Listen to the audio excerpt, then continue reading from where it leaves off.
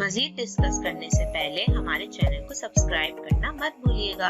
Bell icon को press कर दें ताकि आने वाली हर वीडियो से आगाह रहें। हमारी हौसला अफजाई के लिए हमारी वीडियो को लाइक, कमेंट और शेयर करिए। शुक्रिया। अस्सलाम वालेकुम। आज हम बात करेंगे कीफर ग्रेन्स के बारे में। पहले हम आपको अपनी वीडियोस में बता चुके हैं कि कीफर ग्रेन्स क्या हैं। आज हम बात करेंगे कि आखिर इन कीफर ग्रेन्स की कहानी क्या है, ये कहां से आए हैं और किन लोगों के पास से मिले हैं। तो चलिए इसको जानते हैं। मिल्क कीफर की तारीख हमें ये बताती है कि इसकी इब्तदा रशिया और जॉर्जिया के दरमियानी पहाड़ी इलाके कॉकेस माउंटेन से हुई।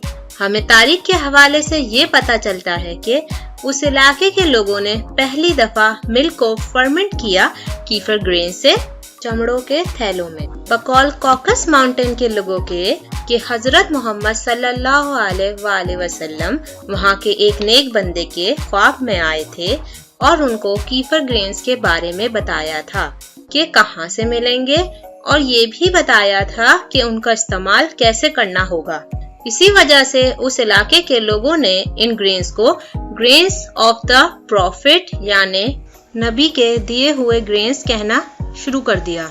ना सिर्फ ये बल्कि उन लोगों का मानना ये भी था कि अगर मिल्क कीफर के बारे में किसी और इलाके के लोगों को पता चला तो इसकी तासीर खत्म हो जाएगी। इसी वजह से कई सदियों तक इस इलाके के लोगों ने मिल्क कीफर के बारे में किसी और इलाके के लोगों को कानो कान खबर तक नहीं होने दी।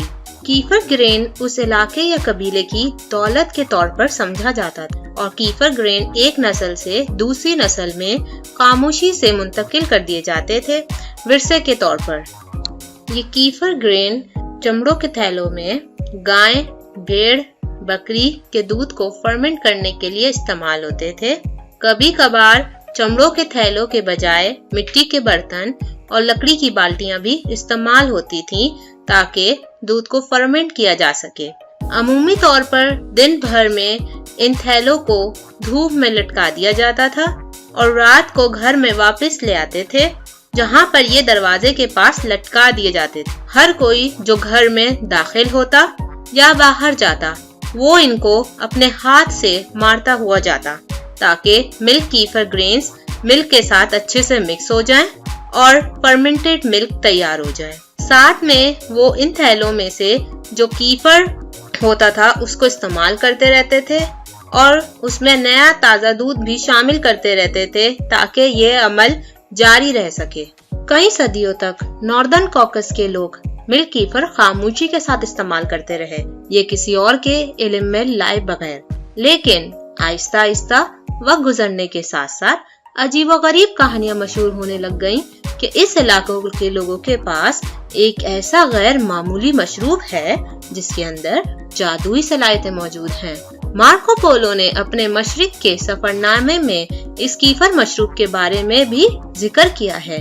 जब ट्यूबरक्लोसिस, निज़ाम हाजमा और पेट की बीमारियों के इलाज के लिए इस मिल्क कीफर की खबरें इस इलाके से बाहर फैली तो पूरी दुनिया के लोगों को ख्याल आया कि को हासिल किया जाए और अपनी मुख्तलिफ बीमारियों का इलाज किया जाए। रशियन डॉक्टर्स को यकीन था कि अगर कीफर बहुत फायदेमंद है तो क्यों ना इसको हासिल किया जाए। इसीलिए 19वीं सेंचुरी के आखिर में एक साइंटिफिक स्टडी पब्लिश हुई पहली दफा जो कि कीफर से मुताल्लिक थी।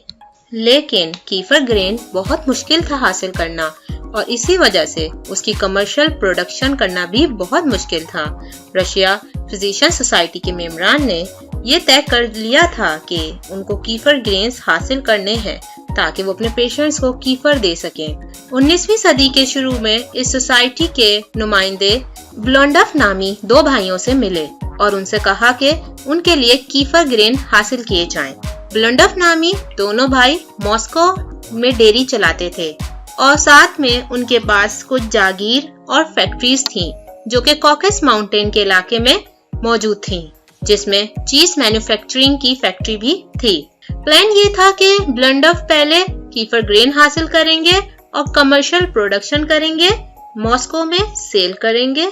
ब्लोंडफ بہت زیادہ پرجوش تھے اس کام کے لیے، کیونکہ وہ جانتے تھے کہ صرف وہی کمرشلی کیفر کو پروڈیوس کریں گے اور ہر کوئی ان سے خریدے گا۔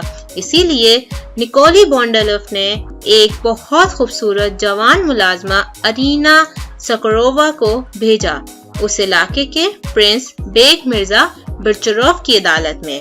اس کو اس بات کی ہدایت کی گئی کہ اس نے اپنے حسن کے جال میں شہزادے کو پھنسانا ہے اور شہزادے کو قائل کرنا ہے کہ وہ اس کو کچھ کیفر گرینز دے دے۔ بدقسمتی سے ہر چیز پلان کے مطابق نہ ہو سکی اور شہزادہ اپنے علاقے کی روایتوں کو توڑنے کے خوف سے ان سے کیفر گرین نہ دے سکا، لیکن ساتھ میں وہ اس جوان ملازمہ کے عشق میں بہت زیادہ مبتلا ہو گیا اور وہ اس کو بھی کھونا نہیں چاہتا تھا۔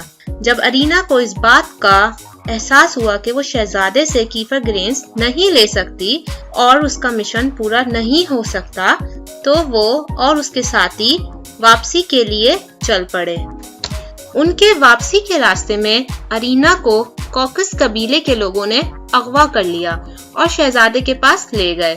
ارینا کو کہا گیا کہ اسے شہزادے سے شادی کرنی ہے، کیونکہ اس علاقے کے لوگ دلہن کو چرا کے شادی کرتے تھے، لیکن ماسکو کے فوجیوں نے اپنی جان پہ کھیل کے ارینا کی زبردستی شادی ہونے سے بچائی اور شہزادے کو پکڑ کے اپنے علاقے کی عدالت میں لے کر آ گئے۔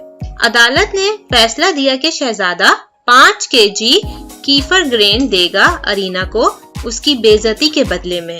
اس کے بعد کیفر گرینز ماسکو ڈیری میں پہنچ گئے اور ستمبر 1908 میں ماسکو میں پہلی دفعہ کیفر ڈرنک بیچنے کے لیے تیار ہوئی، اور پھر اس طرح لوگوں نے کیفر ڈرنک کو دوائی کے طور پر استعمال کرنا شروع کر دیا اور اس طرح یہ پوری دنیا میں پھیل گیا۔